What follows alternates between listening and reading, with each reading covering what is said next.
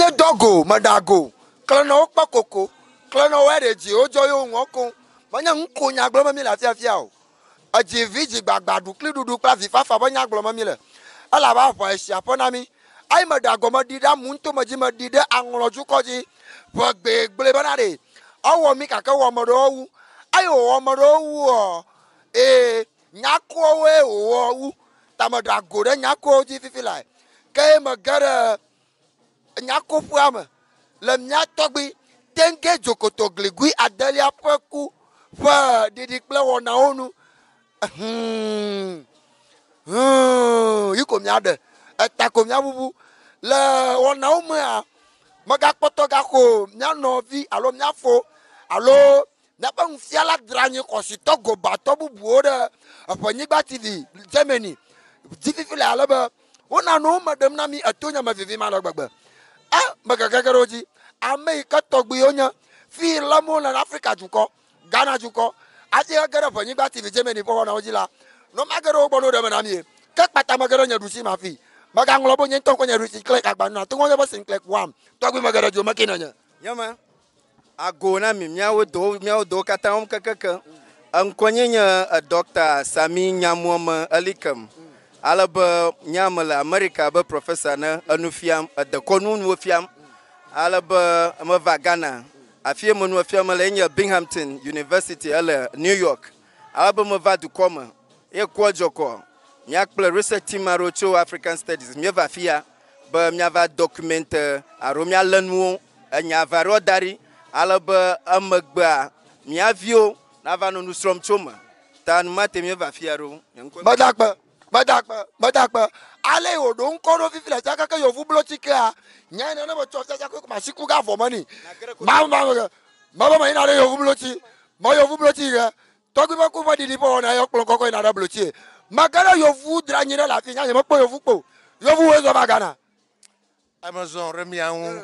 ai yovu nkoma na yona ma yakwe oba mu vie yovu do dobagba ama ibon tonto manya nyako we manya ai ma yovu manyo nkonya Dr. Koshi Kubo alaba de konu enya mafiana la University of Ghana de konu fiafia yenye nu mo ona runa yenye agbaimala fimi la fiala nyako anya garo nye zore miang lo do kataji achi garo nye mu zakaza bekwe mo chi aruta ai mi atok bitenge zokotogligi adalia ayo muji onya chi kwa chi taizana mi la fia ba mi okonu re shiara ika mi ruire togbe ogbo le rururare anya ba fi ba mi ala no ragbalaji ayo nya ba lari afi tsuru tsunaro mi alia daragbalaji le mata mi pa nu fia la gao mi ya ba mi ma wie vana atso University of Ghana ekpere mi no via atso America unchi mi va le alosogbe dodo ya ma ba mi ala no ragbalaji yo fa fa mi le plimi nana molai ai akpa maganglo mo le nyigba TV Germany po wona oji agara Africa kata logo pele Ghana kata logo ayo nyaba kaka Germany ko yo vublo ti ba nyawo gbo mi le ko makare lo fonya ikala du sikle nyakata wo yo vugba po nyawo ewron ayo po gbado na sese malama kaka gba gere ya mo bu moko kala po ba gba tro agara yo vugba ma amaga gbo gagara ji nyatogbi tenge jokoto gligui adelia fa aku fa didi amlema titi la togbo fa titi plale o ka togbi o woni fa wona nyela magugbo garaji ayo nya researchers so research re ya yo fugbe obo kunwama anwo maliko na poko akoba ngala fumako o kui gara to makaba yo kpoba nkatu so jojo ba fuma no ba research aname o pa nyanwo atabo nyanto anyakoju kon alo npu ma ba nyakovi na ka lopa lo diong plang pokpo chingore chichi oba ama chichi kome o kok bale dana o wakavi magu bogareji do mahi opa nyaleng plang makuku o pa sikanya do la togbi tenge jokoto gligui adali apa di kaloku po na onu nuke wala kokodari makae togbi tenge jokoto gligui nya va vito na nyakojuo kai mi aba research ban wona ore so ga vile sara kato vavitɔ le eʋenyigba tv Germany wobe yewo se nya ɖe tso mia gbɔ tɔgbi ŋke gɔme ne dzi be yeaɖe le mia tɔgbi ƒe ku ƒe nu ya me hene sɔheviwo nɔ se nya nya kpui aɖe ko gblɔ ge me la fo nya dzi ge elabe ya ye le edukɔ me kãta mi katã nya ko to mienya nya me tso akaba ƒe me nenema meva sro nu tso ɖokui nye ŋu be menye ʋuti ko nye family tso metso akaba ƒe me alebe miesro nu geɖe tso mie enume kukuwo wɔm tso ale yi ke na ame kuɔ ɖoɖo yi dzi wozɔna kpakple na efia ku vovototo le efia ƒe kuku ƒe ɖiɖi wɔnawo me kpakple ame yi ke menye fia ƒe ɖiɖi wɔnawo me kɔnu yiwo yia dzi gbe sia gbea mie nuwo katã me tom gake mie medɔ vivivivivi nya me le eʋuƒoƒo kple eɣeɖuɖu nyawo dzi ta mie nu srɔ̃m tso efa ƒe ʋu ŋu kpakple ɣeɖuɖu eʋugbawo enye gblɔm eʋugbawo le numowo nye nuwo mie sɔsrɔ̃m gake wonye ɖe mie enu ƒom kple amewo yevu be interview ta mie ewɔ conclusion aɖeke be enu yiwo mieva kpɔ yi ta ne miekpa afi mi katã mi ge ƒuƒo ta ƒu ase xeyi awɔ ɖoɖo akpɔ be ok ke mieƒo nua katã vɔ enu yi mieva kpɔ yi enu yi nye nyateƒe yi afi miete ka conclusion age afi ma dzi afi akɔ akaka ɖe xixea me godo le yevublotsia efiala ŋkɔkɔ kuna ɖe eʋuƒoƒo kple hadzidzi ƒe ŋuwɔnawo nu gake gba yi ke fia kua ele tagbe miasi miatɔ ɖewo bɔ ɖe ŋuwo ko mia katã mi he eva eke le akpa ma godzi ɖe nane ɖo ke efia gble vevitɔ le afanu yiwo me yi ke mi wɔna le yevublotsi asi ma godzia abe leke gome ne abe nenye be efia ƒe ŋuwɔnawo menye be nenye be efia ku alo efia le agbe mi ko tso afi ma gbɔ ye efia wo aʋa ɖe yi ge afadu aɖe wo afa ka ge afa na ƒo nu no yi wo megayi o miaƒe nusɔsrɔ̃ ɖo ge ɖe akpa ma ɖe ƒe godzia egana ɖe akpamewo hã gake etso akpa yi mi ne be afia gbɔ alebe ezi geɖe Amerika blotsia miegena ɖe enu ya me tsito elabe ɖe miedzina be miafia nua ɖeviwo na se nane gɔme gake wo ezu be yevu ƒe aɖaŋunuwo wɔnɛ numo katã li gake wowɔe ne yevu be intelligence wo yina ɖe ŋgɔgba etsekna ye abe afa du ene wo ka ge afi abe afa ne abe ok egbe yi dzi yiwo le hi gake le mia gbɔ afa du meli o ta intelligence wo yina ɖe ŋgɔgba ve sɔvi na nu sia nu enɔ ready hafi worɔ aʋakɔwo ɖa ta ɖo ko miekɔ via ɖe be sukuviwo nanya be nu yiwo ƒe ɖewo yia dzi gake miegena ɖe me tsito ka o megena ɖe me tsito ka tɔgbe nye metso nya ŋuwo kakea egblɔ fadu ŋkɔ nye ŋutɔ medro be ma ado ŋuƒo no nenema gbegbe o de nye ŋutsɔ fadu yi ke nate ŋu agblɔ ne dzɔdzafia ko ne fo nye biama ne biam ɖe me yi o le be nabiɔ elabe ɖe le nyawo nyateƒe ma boko hã menye wo katã kana fa o boko li ye tɔboko li tɔboko ye nyafa wo safa wo kane memo ya yɔrɔ yevu gbɛmɛ be filosofawo eye gba ma dze gɔme kpee ko tɔgbi tenge zokotogligi adelia nye kpli mie to gosi geɖe medakpe eye menu yevublotsi nɔ nye PhD o ma mi no hogbeza room le London Britannia dukɔ me mi ro hogbeza fi ma eye mi ro hogbeza room ma ye mi minyasi o vana abame kpekpe ne no mi adome mi ro hogbeza ke yi me no nye field work ma ro nu me kukuwo ma na ma tso nye nu sosro no ya me va nya ko do ma fia me gereji ne mi kpo nye PhD gbalẽ me nglo yi po photo la fi ma kple yi po entourage yi nya me ke dashi re ji nya fi me va fo ahon la fi atso wonu ma we o nya no la shi fia alebe mi la javu kai o va dzo la fi ba togbe ko ba ayin va vi ba konu re shi ara ike o zebe mi awo abanglo duko na nya we menye anya ko fia ko nyo ke bo ho fia gan amgo vago alulunto anya ko ero ko le sui ye yipe nguse keketra ko ye mai umia amia shi o vana ano na mia pa o mafia penko ma vana Yemi danaraji abamia togbi na. Kanu zozom fifi la vie ba hayu mujia. Alla bamia tu amore shiaraji akpli arura togba wo abalo woni nei. Lawo ma yenye konu vovovo ba. Alla bamia kafa. Na mi kafa. Duwe mi ko duma je mi azongaro ro we makaraji ban mo kato yiji. Ye ruru share ke mo la polidu o ka. Aro ya o tenire eglinguna kpo. Na uto na nye fa sela na pe ko la ba na nya ba duwe ma. Na ma nya are yo pa na re mian ngloni re ta ma na pe ko na chetula nya ba chetula ma. Na duma o ka. Anya ela duma ngo ye o tsotsoga atso okule.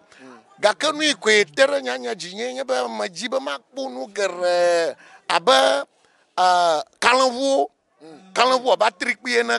kalanvu aba chagbe ko kalanvu aba gazonere nyama kpokpe re ko nya nu ka wo bam vie la ba manye togbi nya mai po mabi onye shikpe aju no musa apa shikpe onya olaba mia tsure la ma so he okle chichi okata mia dolo sogbe awo doya ta fanya so yara pa kwe ma agba ibukova opo vuye ma po mo gala mi rivo pa ni la ma gbogbo pa ma bla mi na mi pe mi fa adu pa ko nya na cho eruvo ma so mi wu no re ka mi gaji iga ko ma je ma na mi nya bare ko nu galizan mi ga oga masasam ha bo chochi ko ma iga ma pe po kaka egba to ha ma po ni tutu chochi ha ogara la ma na adua mi kai ba chochi ha na wona na ka na ngo ka to mi po yin hara gakala nya wonya ta fama ya ko na achie kwa achita wonga ezana ta ma achu mon kokpo ya so he okata yomba nu duramian acho na mi ko togbe rura togba ubore ya yirai kala ma o bagoro mi kata mi aji ahi ojuo ni ojiba mi awole magba anya ko du okpora anwo duko na yijia mi awe wo zefia to azagato ehien na losogbe dodo rukwito jiji maga no ma akujina matore kama ga no ma ka bonwo mi kata mi awe loloma mausu gbalisa no tuchi na mi kata ai wona mi la masa abokadrika akwira gba viragba akwira gba viragba maga nglobo ayo gbugbo savo fia ko do sere nyeko nye Thomas Dangerali aho yo si nyela bonyi gba TV fa ya bala ji kaka jemerika angi ka lutuma na ikanye ntokra afrun vire nyaba nyaba hogbaza lo hogba totoza anlo bla bonyi gba alo munto mogodo yo ka madalagba yama nana me ola ka akpro pare bo yo duni le kaka atimeka ye yo emiana shi togba ro invite na togbi ovana anyama otro tomana odu na hogba yo vu blochi yo vu ko na hogba adu oti mi o me ba do lo mi we du na ti kana zire no yo vu to nya hogba lo mi o me to nya hogba le ko nya o me damana maga trola tomana o atro ba o nyama ba ye vu ru na hogba o kadamana mi e ma ba mi akpoma re ma fuchi aba ye vu na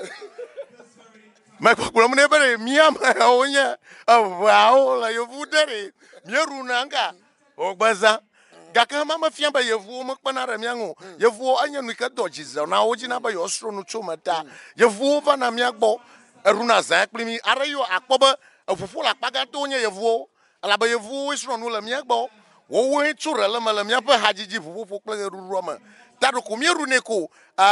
ama yo do onya mi la mi te azan ruge ko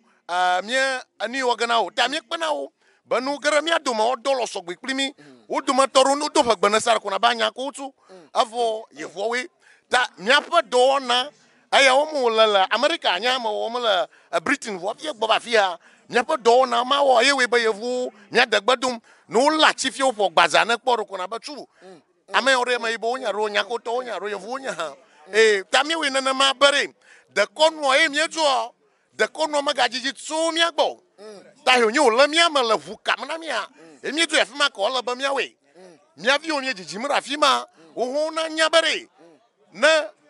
achie ko nka achi tezona zogbe ma chi ba zogbe ma do ko afo mara ba zogbe mi la chi ba zogbe mi la do afo mara ba zogbe atu la chi dada glo ahe la chi dada glo be ina ku chu ku ma la jiji po yo no kwe la jiji pa akpo ayo akpa Jogbemila tiba jogbemila do afọ mado ewe jogbemila do on tuba ku emele jijibo nyonu tele le gbebo afọ mado a bosi afọ vi on la sia do ko velo yo vu blotia yo vu tamakuno no bia to vosi ba nyako la tia na gbo nyare nyamanglo bo na ba togbire ye dasire yiji ye ga ko ya ira ha dogo to iba nglo di mamle mo la suku alaba ye te izova nya kofi alaba fofo aho afuma nyama sinyiro nka mena jibe ya dana mi afia atroto mena ndira amadagasi ajibe ya nyangu chonchi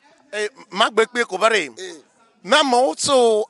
suku ko aro university o ba fiare openunya o la ra shi so bere menye ye la mi da fi ha no va fia ala bobo zunu srolao tanya ma va fia ma bobo rukunya ba nu srola na agara yo tata ala ba ye o fia nom o tosia mo ji ba no fia mom e o fia mom ko masro nu manya nu la nyento nya danchi bla anu bubu o ika o hia ba manya la nya nu ngongro mama e mama gbogbo na ma o ba wo cha turo ma ko pe ma ko ma ji ba ma na ma sha ma na nya bare ni kopo mare ye nu nyale fi ma ye mi agbala ga onlo mala ni o katanglo mi la na mi ba fia mi ba mo de suku po afo boko ma glo mala fia gramaro po suku ko makpo ta flat university gamo demiela fi ko sro mi be la fi ma fi kwe nu nyanton tore ala ma o sha fi na fa fi ha ye would zaraji wa bachie na srunu lo gbore na ya fi ma me na fi figo na dukplomi na la hare ma dugarugo la ba wona na nya ba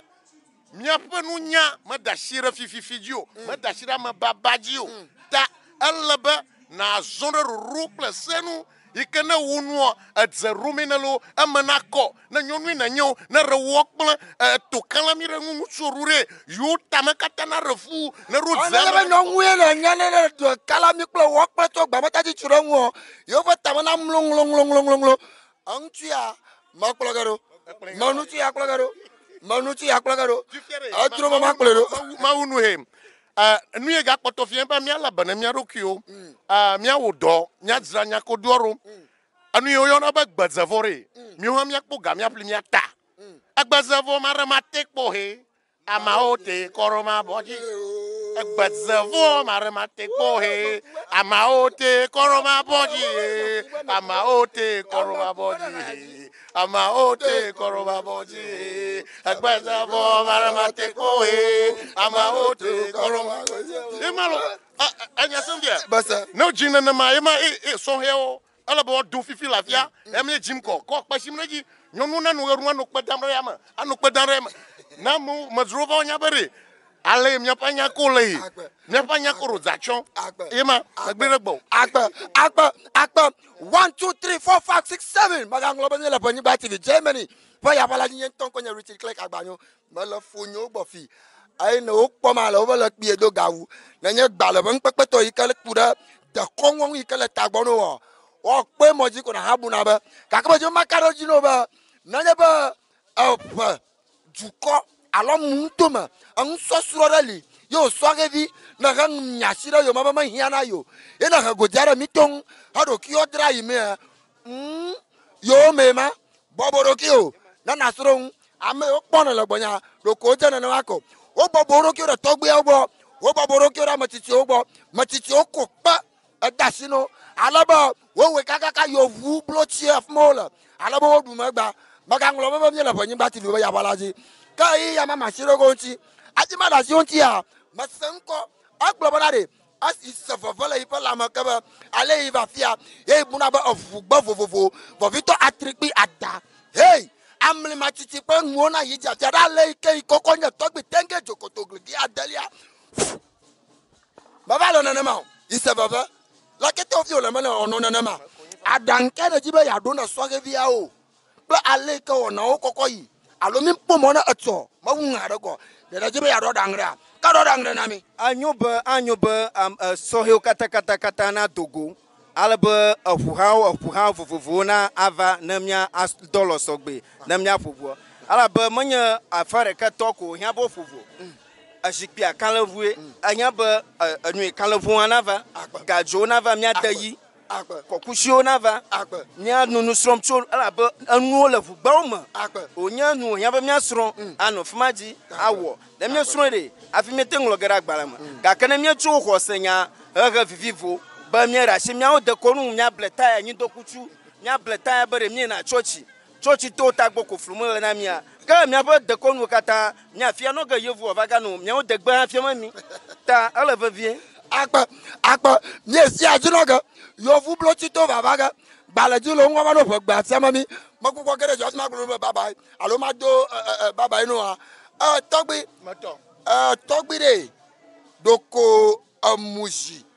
so somoji koko yile siapo asiagbla po didi kla konu kla mlima chichi lo titi vada sinu gba boko na nwa akopo igacho dale kodo wona koko dari Chokbiara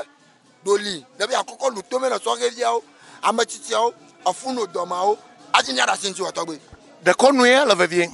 The Conway, I love him. To Boba Zama, Torakoha, Ayama Povaya, Mata Jepuna Maro, Tarukuma Yobere, Niadolo Sogbe, Vavito Sohel, Mashamana do, Black Balamia Black Banner, Alabano, Jihalaba, Nana Salama. Tege dog bazoko to plero bak bamanunyo basafe wochwe ahoshi miawe homila ho banigba lango homila ho bajiwe miaye avashi miawe homila ho banigba atege dog ba plero bak bamanunyo basafe wochwe ahoshi miawe homila ho banigba homila ho ba anyigba lango homila ho anyigba lango homila ho anyigba lango in case you don't know, we be speaking so much back in the days all the way from Epenyigba TV Germany, and I am with my bigger brothers. Too much brain, too much head knocking, too much about the voter things. That is exactly what you're talking about. I still go by the name of YNCERK Sinclair 1. Richard Clark Agbanyo is the name. Epenyigba TV Elogbo. La yi nyito magagagaroji ame oma dranyonya siku to ko mo plagaro maganglobo ologbonya. Bye bye.